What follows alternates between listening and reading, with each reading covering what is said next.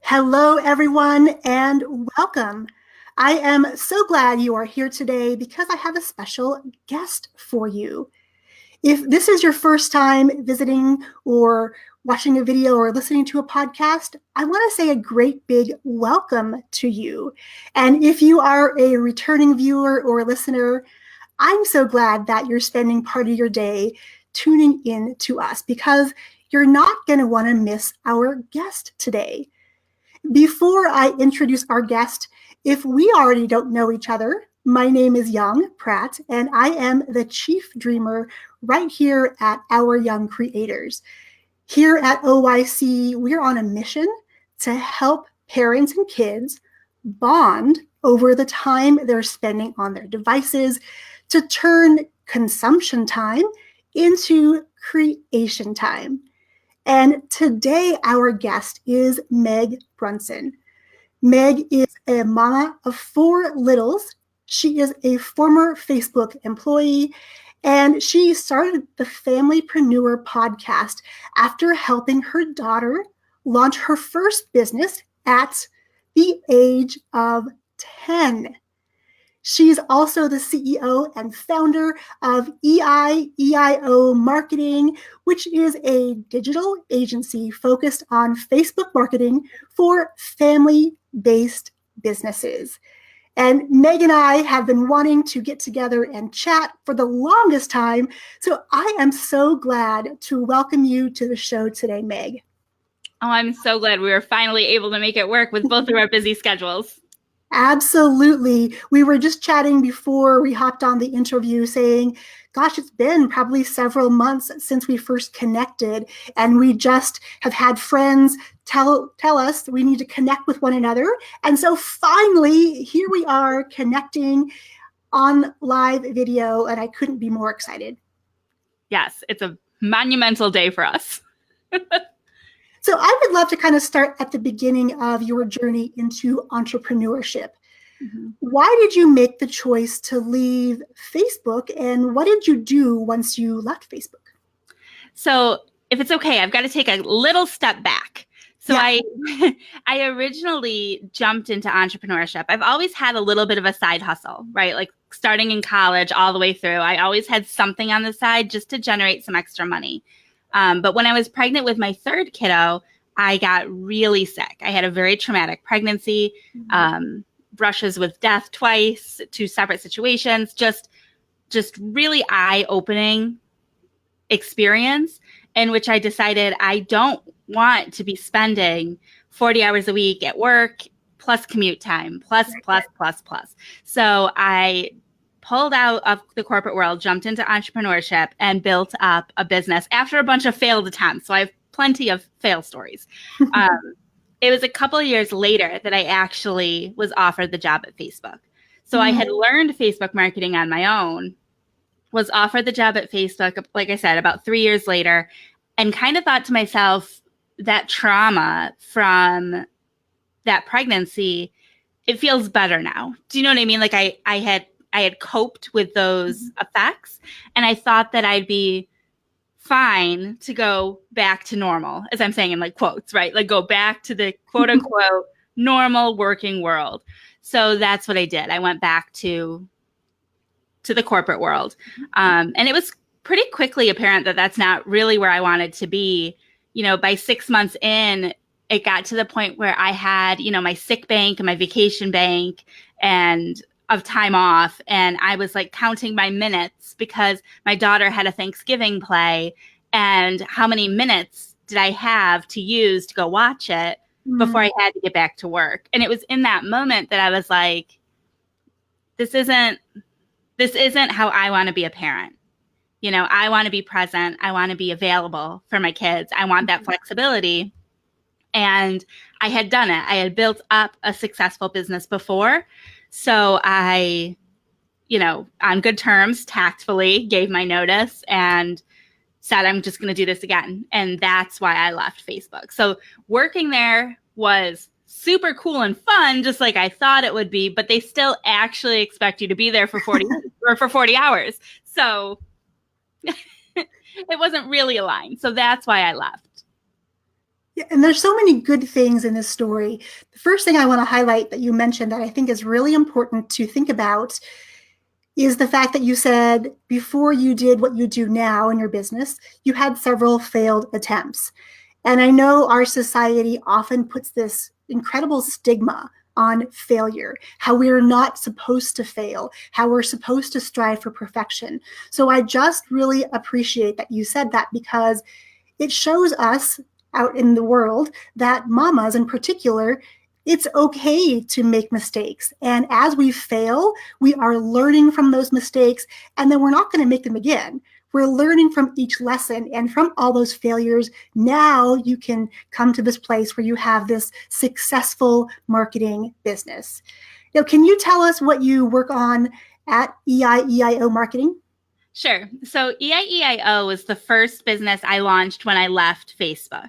So the thing I disliked about working for Facebook was that they dictated who I could work with.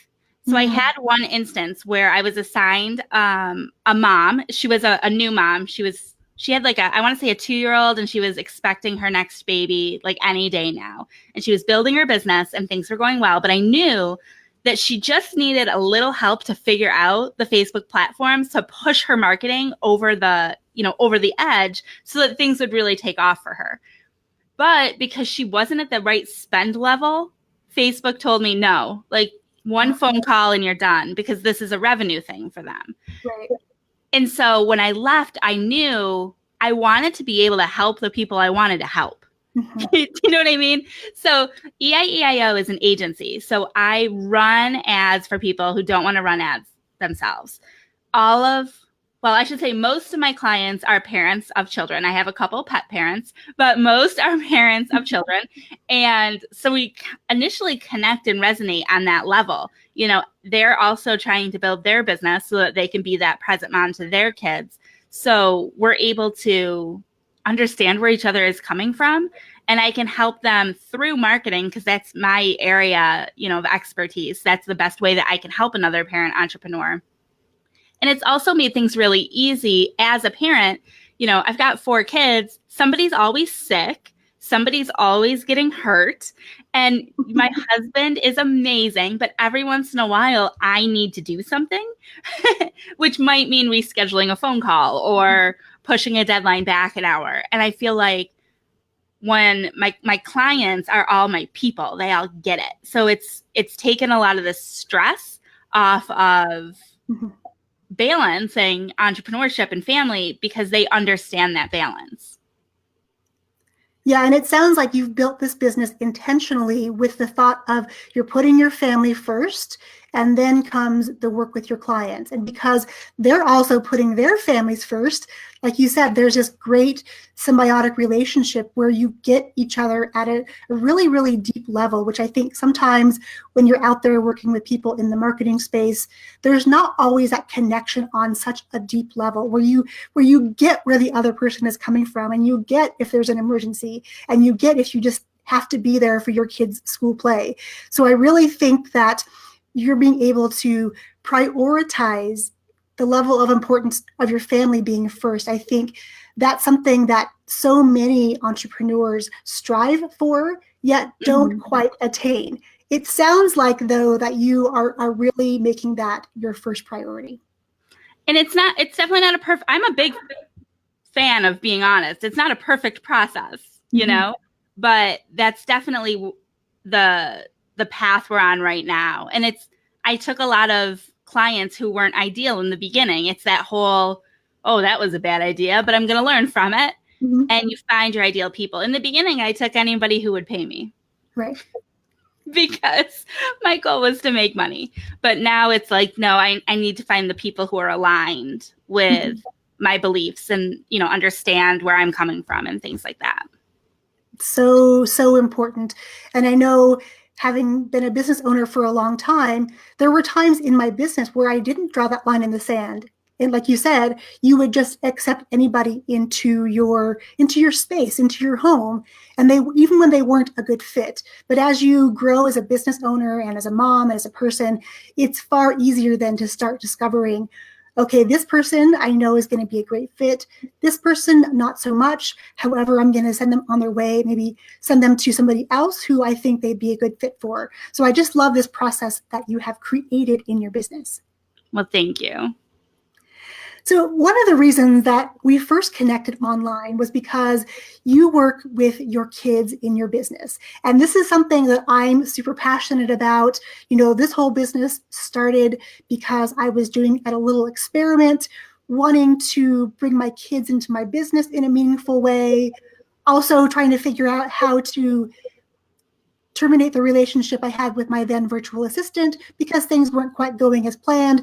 And then having this crazy thought about, I wonder what would happen if I bring my kids into my business. So when I saw you in this community that we're in together, and you're talking about your kids, and your podcast is all about familypreneurs, it really, really just got me so excited. So I want to know the story about how you started helping your 10-year-old and how she launched her first business. Sure.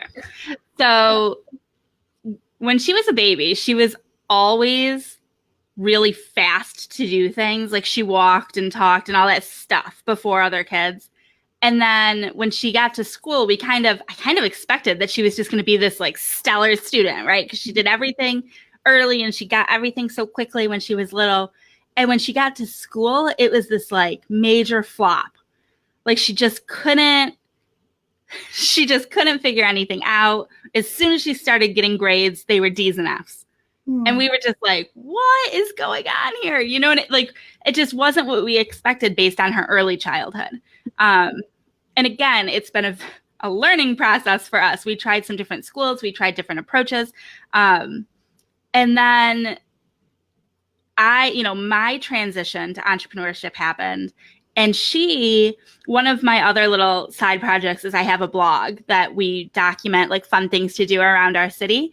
And so she's always in those pictures, and she started taking her own videos, like with my cell phone. I remember there was a limousine parked outside of her house, and she went outside and she was like videotaping the limousine because it was like so cool for her. And then at the end, she was like, and if you want to see more, you can subscribe to my mom's blog. And she gave my URL. And I was like, what? Where did that even like? And that's when it hit me, like, she's paying attention. Like, she sees me doing these things and she can do them too. And so with her struggle with math was her number one struggle. And I thought, well, what if we made her a business where she had to do math? Mm-hmm. I mean, it's such a simple concept, but we talked to her about, what are you an expert in? And she was like, well, I'm an expert big sister because I have 3 little sisters. And I was like, well, you can't monetize that. And I was like, well, what am I saying? Of course you can monetize that. So what does an expert big sister do? And then she wrote down like a list of all of the things that she does that makes her an expert big sister. And then we just kept like taking it one more step. And how would we monetize that? And how would we monetize that? And how would we monetize that? And eventually what became is her number one way that she helps in our household is by reading. So when she reads to her sisters, she's helping her sisters develop a love of reading, and she's freeing up her father and myself. We don't have to read another book because with 4 kids, we're always reading a book. So from there, we decided that she could read and review children's books. And then I joined a direct sales company that sells books so that she would have like a library, if you will, to choose from, in which she could sell the books directly and earn an income. And we also monetize some of it through Amazon affiliate links, which if anybody is familiar with affiliate marketing, it's definitely not big money, but it is something. And it gave her math to do. If you sell this book, you get this %, which means this. And then we took it a step further, and any profits that she earns, we divide into 3. So she's allowed to spend 3, save 3, and 3 gets donated. We give back, which introduces that concept of philanthropy, which I think is really important for entrepreneurs. And we do philanthropy in other ways too, but this was just one way to do it. So it added another element of math to it. And then she likes figuring out how much money, that she'll have to go to Target and buy her fidget spinners or whatever she wants to buy today.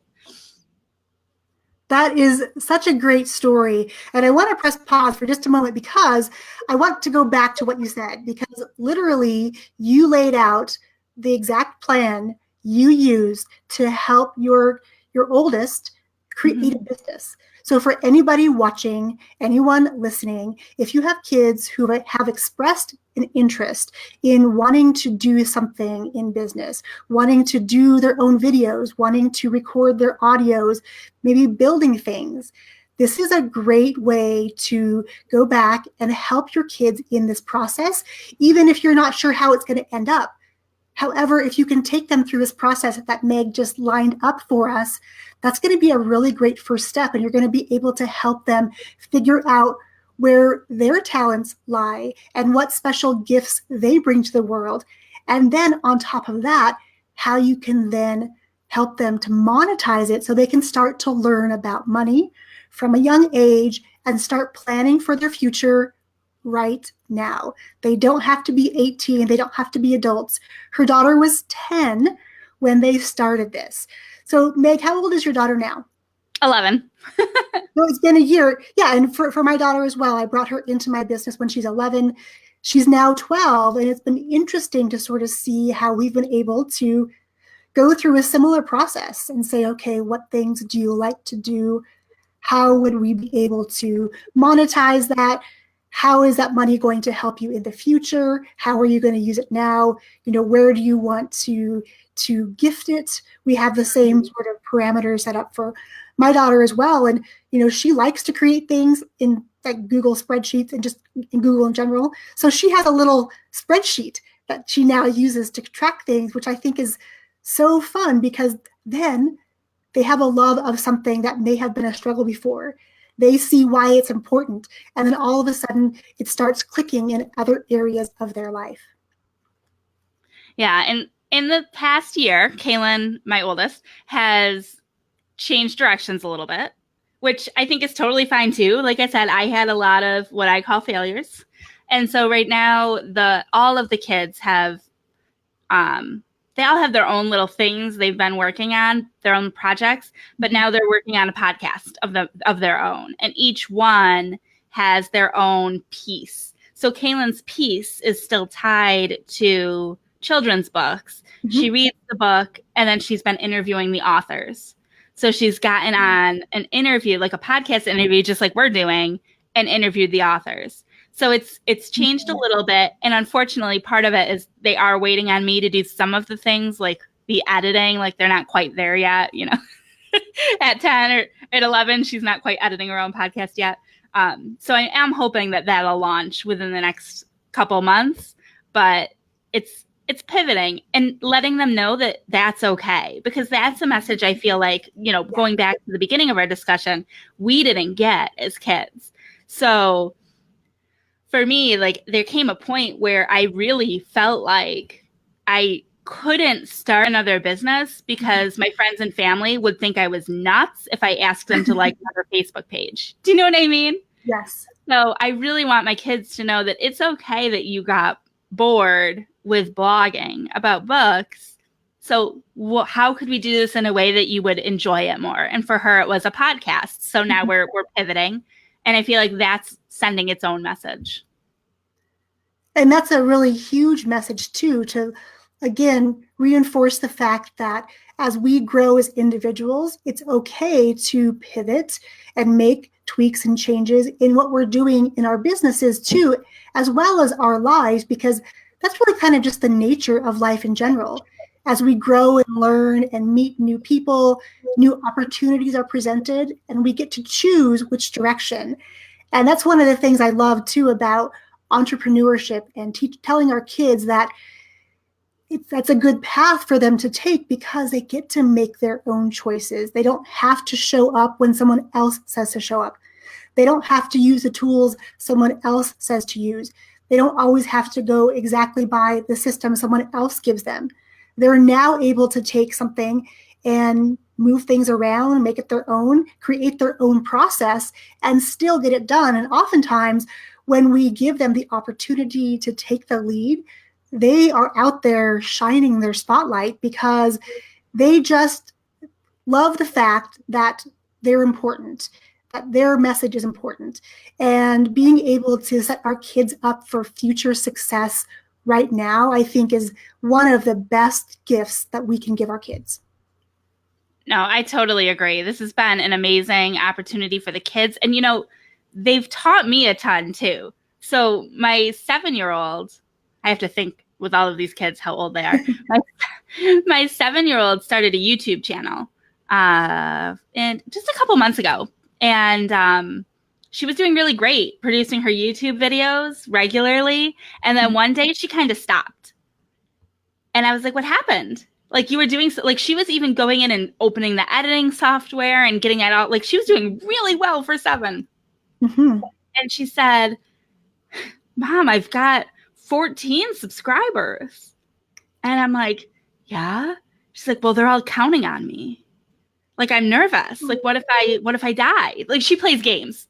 I should say she plays games. So she's like, what if I die in the game? Like, they'll be disappointed. And, you know, I don't want them to not want to watch me anymore. So she just stopped making them. And it was, you know, I addressed it with her. But then as I was reflecting on myself, looking at my YouTube channel with about as many subscribers, and I'm not publishing as often as I should, but for the completely opposite reason. I feel like there's only 13 people there. Like, it's Right. This such a perspective, you know, it's a shift where I'm like, whoa, I could learn something from her, because those are 13 people that have said, yes, I want your content. But for me, you see accounts with hundreds and thousands, and I don't know. I just feel like I'm learning as much from them as I feel like I'm teaching them. Yeah, and it's absolutely fascinating to study our kids and see how they view business and opportunities, because their experience and their point of view is so different than ours. And we sometimes forget to celebrate the fact that we have those 14 people there. Right. And I just love that kids are, because by their very nature, they're so honest and they're so open and they're so giving and so trusting.